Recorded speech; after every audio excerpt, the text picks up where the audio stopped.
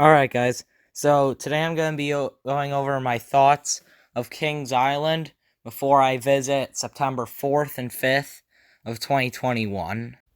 Now, let's start with the rides, and I won't talk about the kiddie coasters. I'm probably not going to do them. I might if I've really got time to kill, but I probably won't. So we're going to start at number 11, which my prediction for number 11 in the park is Adventure Express.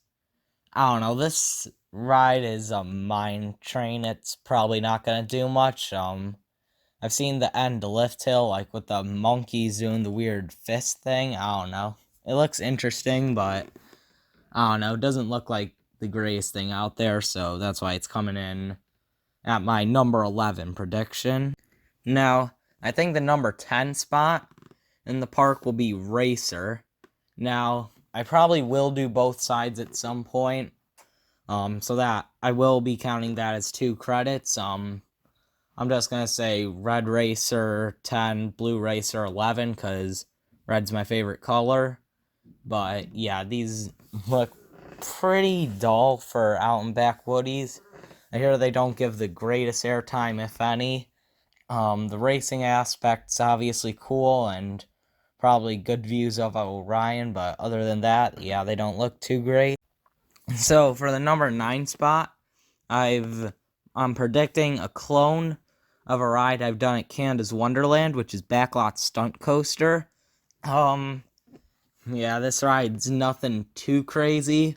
The launch is alright, and actually the upwards helix is pretty forceful, I will admit. The indoor section's cool, not being able to see where you're going. The end over the water looks nice. Yeah, just everything about it has, like, good theming and stuff. I hear from some people that this is the best one. I don't know, they all look pretty much the same to me, so, yeah, this is coming in at 9 for my predictions. Now, at the number 8 spot, I've actually got a bit of an unpopular pick. Most people would put this at number 6, I feel like, but it's actually Flight of Fear. Yeah, I don't know, I've ridden a clone of it, the outdoor clone, Joker's Jinx, at Six Flags America, and it was pretty impressive, I think it was my 4th favorite at the park, I believed. I don't know. But yeah, it was a fun ride, but it wasn't anything that blew me away. And there's one more clone on this list that I know is better than it. And then there's also one other before the big 5 that I think will be better. But yeah, I still like this ride and this model. Obviously the indoor aspect will add some more thrill, but yeah, it's just a clone of a fun ride. It's an above average clone, but it's nothing too special. Now at the number 7 spot is that other clone I was mentioning, which is Bat. So this ride is a clone or a mirrored image of Vortex, I'm pretty sure. I think it's a clone, actually. But it looks... I don't know which setting I'll like more, the lake setting or the forest setting. Either way, it's probably going to be either one ahead of Vortex or one behind Vortex in my rankings. And I love Vortex. It's an amazing ride. It was the 3rd best ride when I went there, probably 4th best now that Yukon Striker's there. But yeah, I love Vortex, so I'm betting Bat's going to be just as an amazing ride as Vortex.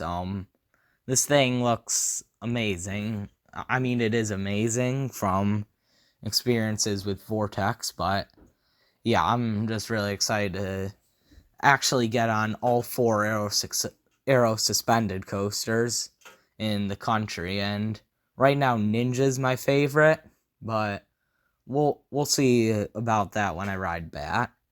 So at number 6, I'm actually going to predict in Vertigo. Now, I've heard some really, really mixed reviews on this thing. I know for a fact that Coaster Frenzy said he really liked this. MNL2 Controvert absolutely loved this thing. And And then I feel like the vast majority of the community kind of thinks this thing's shaky and not that good. But there's definitely the people out here or out there that really love this thing. And I think I'm probably going to be one of them. I mean, I love boomerangs as they are. I think they're really underrated. So an inverted one that looks more intense that you could ride like in the opposite direction, like it sounds way better to me. So I think that'll be number 6. So at number 5, I'm predicting Banshee, which I don't know. This definitely looks like it would be the best of the B&M inverts I've ridden, which isn't saying too much because I've ridden Raptor, 2 Batman clones, and Great Bear, which Great Bear is currently my favorite. So I think I'll definitely take over Great Bear for my favorite B&M invert. Question is by how much, because, I mean, there's the people who say this thing's, like, absolutely incredible, like an elite ride or something, and then, I don't know, I feel like it wouldn't be as good as, like, Alpengeist, or certainly not as good as, like, Nemesis if we're talking worldwide, but I think it's definitely a top... I don't want to say top 3 for sure. I want to say top 5 for sure, B&M invert in the US, because Alpengeist, Mont2, and Afterburn could beat it, I feel like, but I don't know. This ride still looks amazing. It's really intense. It's huge. I mean, the Heartline roll at the end is supposed to give amazing hang time. So overall, I'm really excited for this. Now, number 4, I know most people would say this is 5 or even 6 nowadays, but I think Beast would be number 4 at Kings Island. Who knows, maybe even higher depending on how good that night ride is. I mean, it just looks absolutely legendary. I mean, 7,300 some feet of wood track just flying through the woods. I get that most of it's straight track, but still, it looks amazing. Unfortunately, it is waiting on a part currently. It's scheduled to open on the weekend we're going. So fingers crossed that there's no delays and they actually do get it open for the weekend we're going. Because that would be really sad if I miss out on Beast. Because, like, I don't think it'll be my favorite, but it's probably my top bucket list there just because of how legendary it is. But yeah, either way, Beast looks like number 4 in the park. It looks amazing.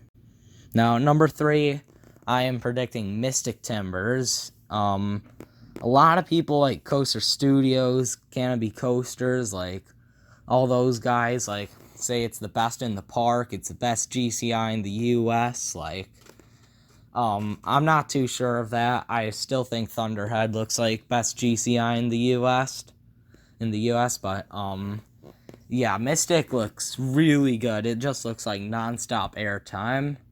I'm doubting the strength of that airtime a little bit, just because, I don't know, the hills don't really look that sharp. I mean, a ride like Phoenix or something like that, like, has really sharp hills to deliver great airtime. Like, these kind of look more drawn out, but, I don't know, maybe they are amazing.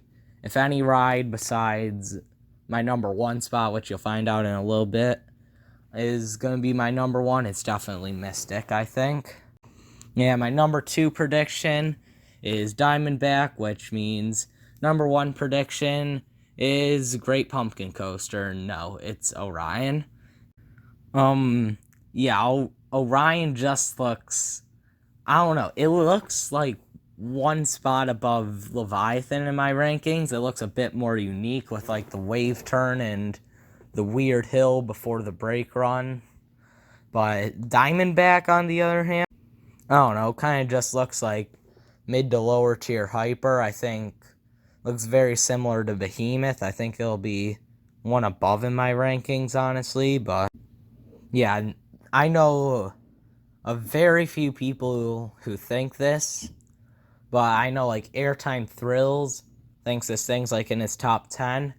And I know Mr. Roller Coaster has it in, like, his top 5. Like, something crazy like that. Like, I personally don't see how, but it's not just like one person. Like, there's a few people. It's not many, but it's a few people who think it's like an ultra elite coaster.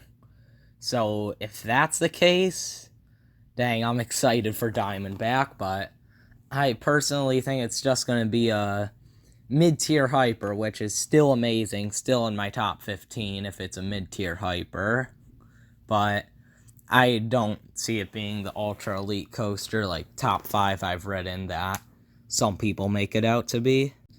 So that was just a quick overview of the coasters. I'm going to talk about, like, Delirium. That thing looks alright. I might do it once. Kind of like Cyclone at Canada's Wonderland, or just a weaker version of Wonder Woman at Great Adventure, so I don't know, I might do it, I might not. And also Drop Tower looks pretty similar to Canada's Wonderlands, so again, might do it, might not. Windseeker, possibly, if it's not broken, I don't know. Again, I might get the second side of Racer or the Kitty credits, but I don't know, probably not. I probably will get Racer's second side, but not the Kitty credit.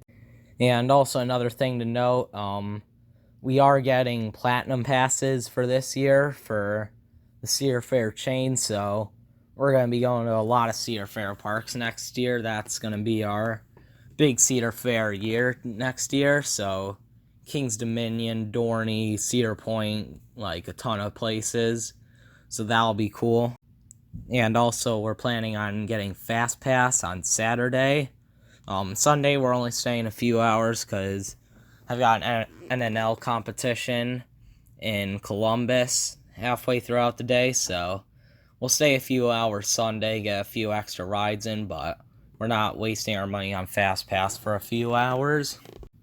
So that's kind of an overview of Kings Island. Overall, very excited. I think, I don't know, I feel like it's at least going to be number 6. I think it'll be better than Hershey. It could potentially be better than Great Adventure and Magic Mountain. Maybe even Cedar Point. Given that, I don't know, some people, like, really like how this park's managed and the operations and just the atmosphere. So I think that could make it second. I don't see in any world this thing being better than Knoebels, but it has potential to take second. My prediction, it's going to take 5th, but who knows? The way Great Adventure's been going this year, it probably will take 4th. I don't think it'll beat Magic Mountain, Cedar Point, or definitely not Knoebels, but overall, those are my thoughts on Kings Island.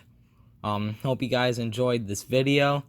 Make sure to like and subscribe, and I'll see you guys next time.